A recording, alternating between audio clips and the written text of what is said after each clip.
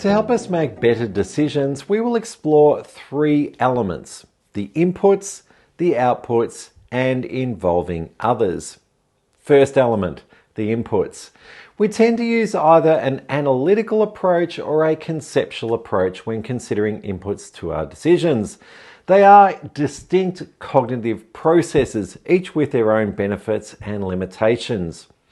Analytical thinking is a logical and structured approach to problem solving that involves breaking down complex issues into smaller components and analysing them individually. It relies on data, facts, and evidence to understand the current situation, identify patterns, and draw conclusions. This could include detailed analysis of the financial situation or exploring current customer data.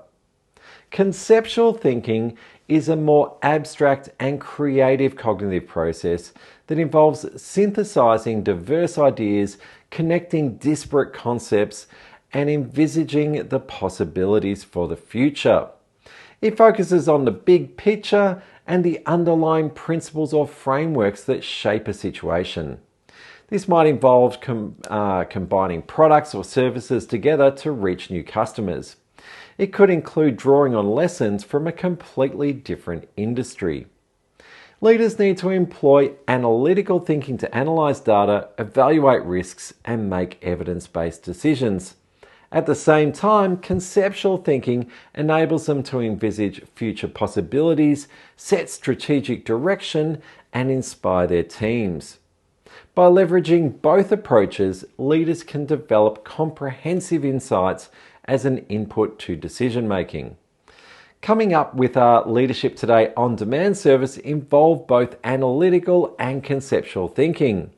The conceptual idea was to draw lessons from online fitness training and apply these to leadership development.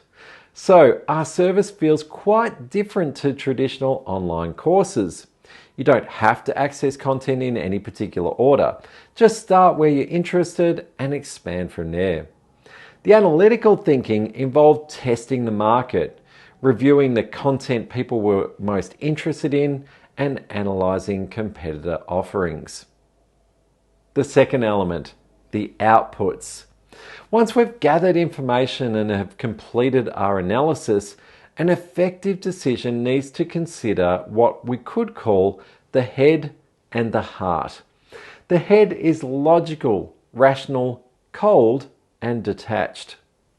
Here we focus on consistency and objective facts. The heart focuses on the impact of our decisions on people. It's empathetic, warm, involved, and connected. When using a heart approach, things can become more subjective. However, we can still use rigor when considering the implications of our decisions on the people likely to be impacted. Third and final element, involving others. We each have preferences around how we take information in and how we make decisions. I tend to be more of a conceptual and heart kind of person when it comes to analysis and decision making. While that brings some strengths around drawing together broad trends and considering the human impact of decisions, I risk not considering enough data and involving too much emotion in decision making. I therefore involve others at the input and output stages. I find this helpful to check my thinking and ensure that I'm not overlooking important information or implications.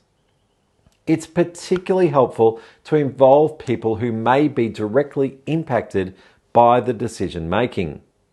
Here, we do need to be clear about the kind of help that we are seeking.